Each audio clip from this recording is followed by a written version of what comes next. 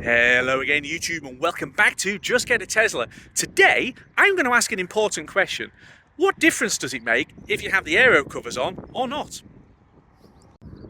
Not all Teslas have these aero covers. Mine is a Tesla Model Y. These are the 19-inch Gemini wheels and they come with these aerodynamic plastic covers, which if you really want to, you can just pull off, and underneath it you'll find a decent looking alloy wheel. Now, I've got a problem with alloy wheels, which is I do tend to get them dinged. And I've had a few of these where you're basically thinking, I'm a bit close to that curb. The nice thing about plastic trim is if you scratch that, you can buy another one for 20 quid. But the reason why they're on the car is because these are supposed to save energy. They smooth the airflow across the wheel. And today, we're going to find out if they make a difference or not. Just to show you where we are north of Aberdeen, which is down there, and we are going to follow the A90 up here as far as this roundabout just south of Ellen. So that is 9 and a bit miles, so I think it's going to be something like 19 miles in total to go there and back, and then we'll do it again without the covers on. And what we're going to do is we're going to do the speed limit, which is 70 miles an hour. We're going to use Autopilot to accelerate up to the speed limit to try and get it so that the test is as fair as possible. Off we go then.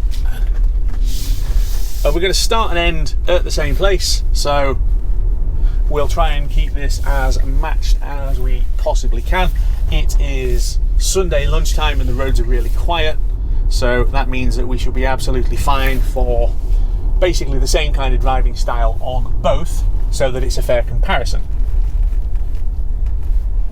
Again, I'm just on regen. I'm not doing anything particularly dramatic. I'm not going to go racing up to the lights. I'm not going to crawl up to the lights. I'm going to drive the way that I would do normally both ways, and we will see if we can get it so that we are roughly matching our efficiency the way that I'm driving, or something like that anyway.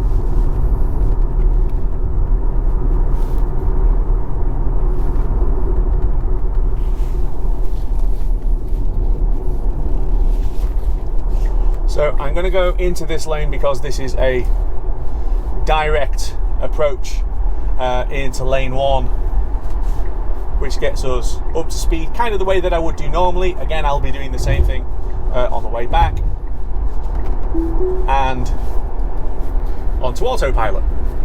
So we're going to do the speed limit in both directions, and we're going to see what difference it makes.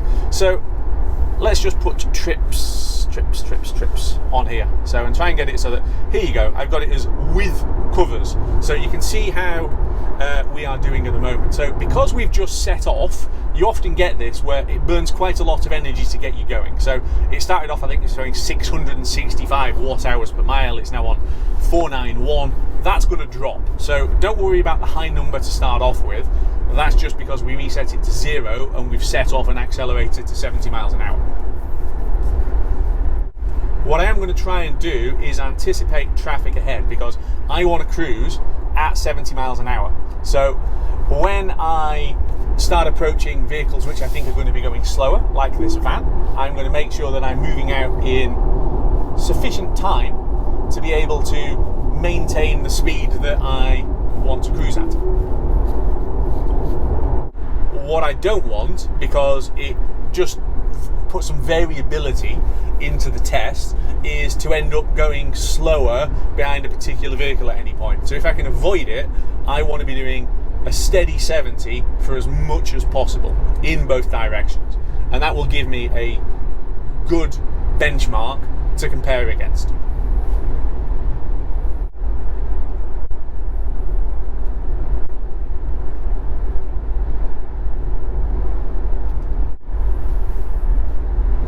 So my energy use number is coming down. We have been going for 6 miles and it's down to 317 watt hours per mile, 313 now. It will carry on dropping. So it spiked at the beginning as we set off because we had just reset it, and then we accelerated up to cruising speed.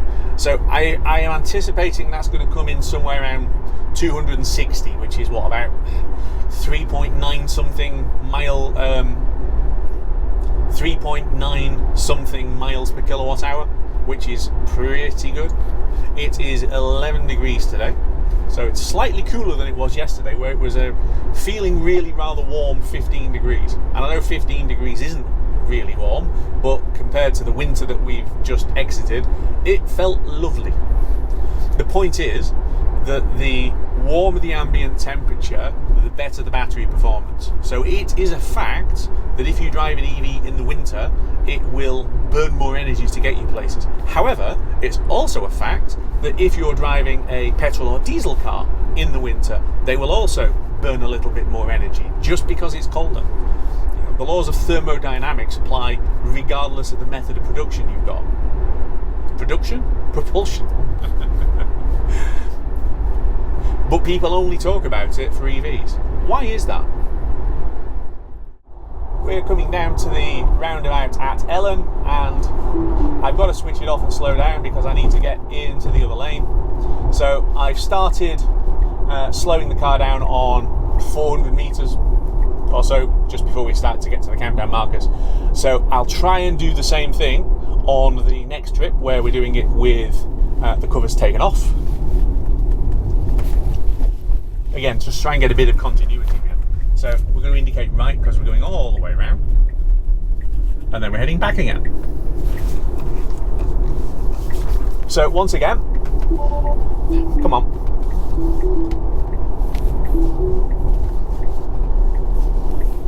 Ugh, it's made a mess of that. That's made a mess of that, but it is accelerating. Every now and then it decides it doesn't want to read the lane markings and doesn't quite accelerate. But hey, anyway, we're going, and we are accelerating up to 70, and it's doing its usual thing where it can be a little bit hesitant sometimes, Autopilot, in deciding how much it actually does want to accelerate. But we are back at 70, 69, close enough. And we'll try and do, again, the same thing as close as we can on the way back without the covers.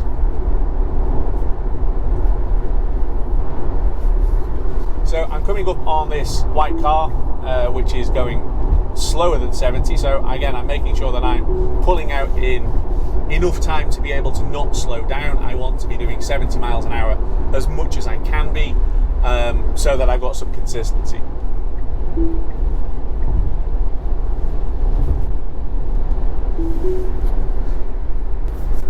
Well, this is interesting. It's much windier in this direction, much windier than it is going northbound.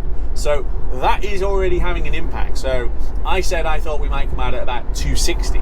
It's gone up actually to 336, and basically that's wind resistance. So the wind is blowing basically across us in this direction. So a headwind at a bit of an angle, depending on which way this road is going. So that is actually increasing the amount of energy that we're burning. So that'll be interesting for the next run when we take the wheel covers off, because at the moment the covers are smoothing the airflow across the wheels. Without the wheel covers on, does that mean that the wheels are going to basically have the wind interfering with them? And I have had some cars that do that. So it's the same thing. I am going to drive the same in both directions as I can. So this is just a nice easy slip off. I don't need to slow down immediately, so I just need to indicate that I'm going to come off. And then now I'm going to take Autopilot off as I go past the 1 marker, and I'm going to ease the car back because there is a 40 miles an hour limit here, and I am not going to speed on camera, officer. And then we go up here to the traffic light. So I'm hoping we're going to make it through. A little bit more just to keep it going. Again, trying to do the same thing. No, we've got to stop. Okay, trying to do the same thing on both. Actually, that's a disc brake stop rather than a regen because the light's changed in front of me. So 313 now, watt-hours per mile. We stopped with traffic lights with very, very little coming. We really could have just gone them ourselves. Never mind. I mean, the lights were on red and literally nothing went past. What is the point of that?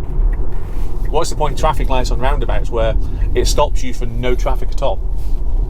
And then we're just going to pull off down here onto this farm track. Again, I'm just on regen. I don't really want to be using the disc brakes. And then nothing is coming, so we'll pull across here and we'll reverse back into here, and that will be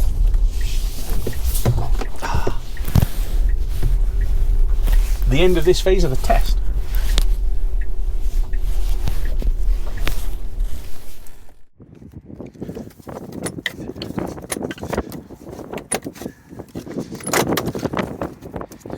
And that is all of them off. And a nice little neat pile in the boot, which I'm sure he's going to rattle around, but never mind. So, we're going to get back in. We're going to go on to trips. Okay, so what we're going to do is, first of all, we're going to change the name of this to Without Covers, and we're going to reset it. So, we're ready to go again. We're back on 0. Let's go again.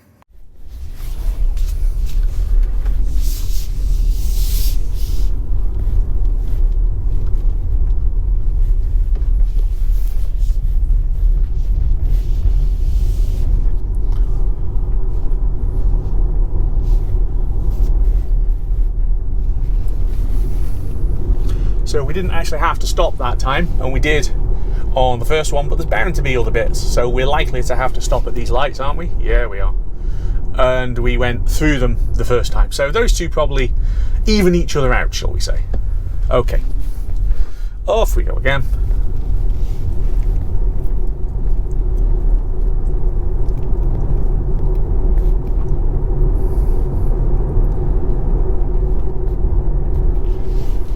And I'm going to do the same as I did last time, which is move across into this lane, which goes straight onto the road rather than the longer acceleration lane. Try and accelerate at about the same kind of pace that I did last time. Feels about the same. And then straight onto autopilot. So again, I want to cruise at 70 and I want to maintain the speed and not have to slow down for vehicles as much as is humanly possible, because that's the way to get the same balance on the test. And again, it's starting off on a crazy number because we've set off and we've accelerated straight up to 70 miles an hour. Just to show you on the energy use graph, if we go on to consumption, 5 miles, that is us accelerating. So that's why the initial burst of energy looks like it does.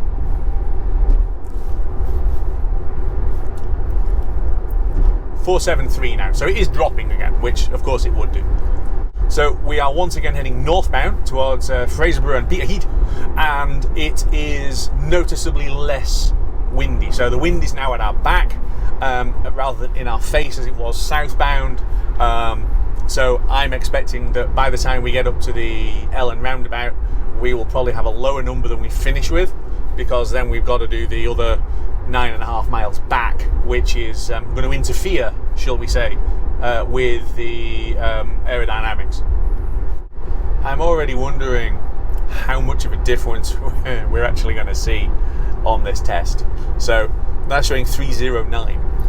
If you remember, we parked up off the roundabout and we'd ended on 310 with the covers. I'm already less than that. Admittedly, I am on the leg of the trip where I have got the wind behind me. So perhaps the wind blowing hard at us southbound will make the difference. But at the moment, it's not really showing any particular difference at all. So we'll do the same thing. I've got my foot covering the throttle because I'm going to knock it off now, and then basically blend the regen to be able to slow us to a sensible speed as we enter the roundabout. It is quite tight, and I think they've done it deliberately so to slow everybody down, because this is the end of the dual carriageway.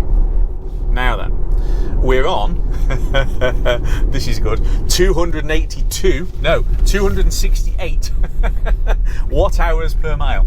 That is already better than it was the other way, which is interesting. Come on. Okay, it's now going. So it's the same thing. I put autopilot on and I'm letting it accelerate itself. So I have got 70 as the max speed, and the car is choosing how quickly to accelerate. Personally, I think it could have gone a bit quicker, but that's basically what it did last time. And the same bit of hesitancy here, where you get into the mid 60s and it eases off a little bit. So it's not chunking along going straight to 70. It's kind of thinking, nah, do you really want to do 70 miles an hour, or should we slow it down a wee bit? Straight away, I can feel the wind. So straight away, the wind is in our face.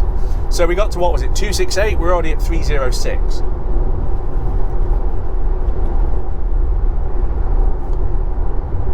Traffic also feels a little bit heavier. What happened to my indicators? I hit the stalk and it didn't come on.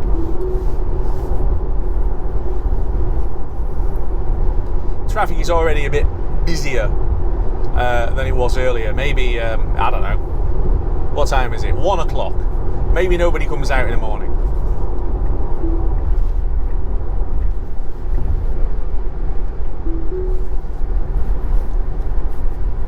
So 297 now. If this test is going to make any sense, that needs to go well above 310. Otherwise, what is the point in the Aero Covers?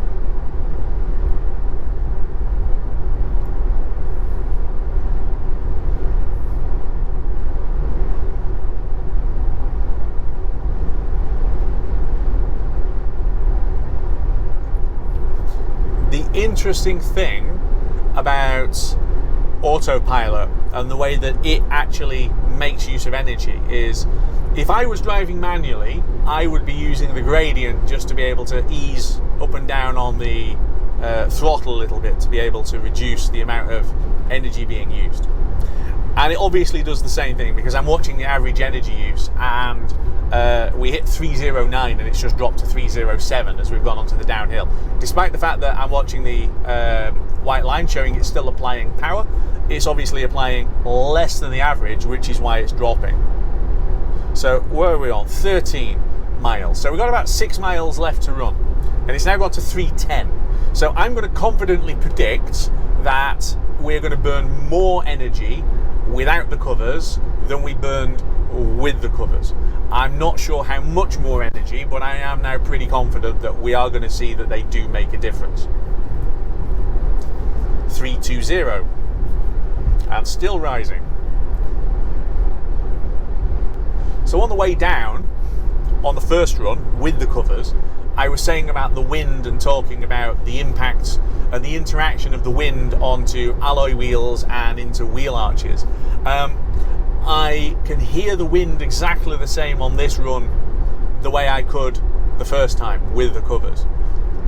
But I can also feel it actually tugging a little bit at the wheels as I'm driving. And I can feel the steering wheel adjusting a little bit more as we're going than it was the first time. Now, it is possible that the wind is now blowing harder than it was 10 minutes ago. It's possible, but I doubt it.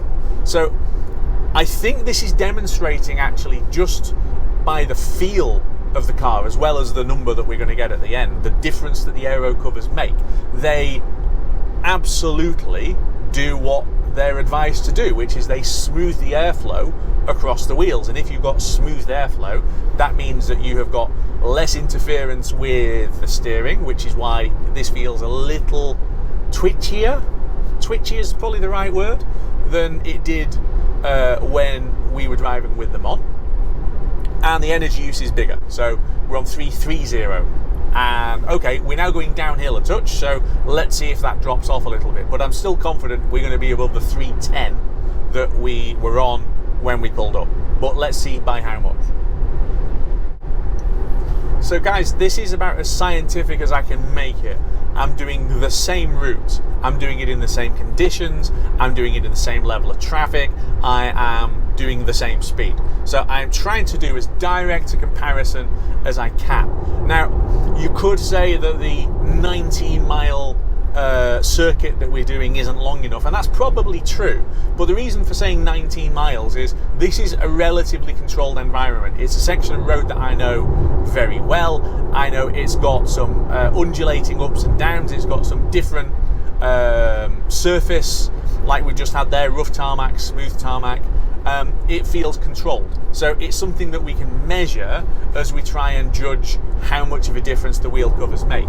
And of course, whatever that difference is, this is only over 19 miles, so you're going to do a lot more than 19 miles on a usual trip. So whatever the difference is, we'll be able to multiply that up to be able to get to a figure. Although we're on 319 now, we're coming up to the junction, so I don't know, we might only be on about 315, 316 versus 310. It's not going to be a huge difference. Be interesting to see what it is as a percentage, though.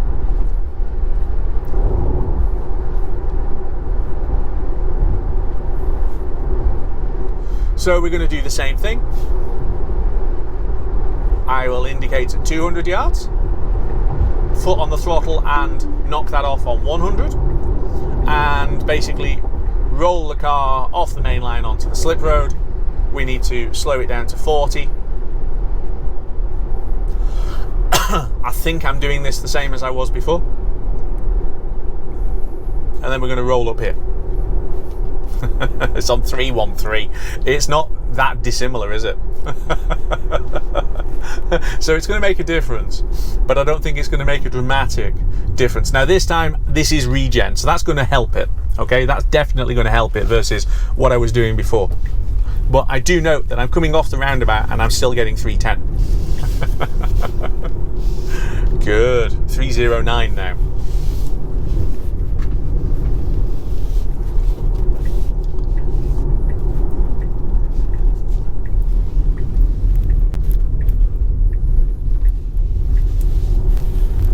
Nothing around, so again I can just pull off like this and reverse in. I can see the number on the screen. Oh dear. Well,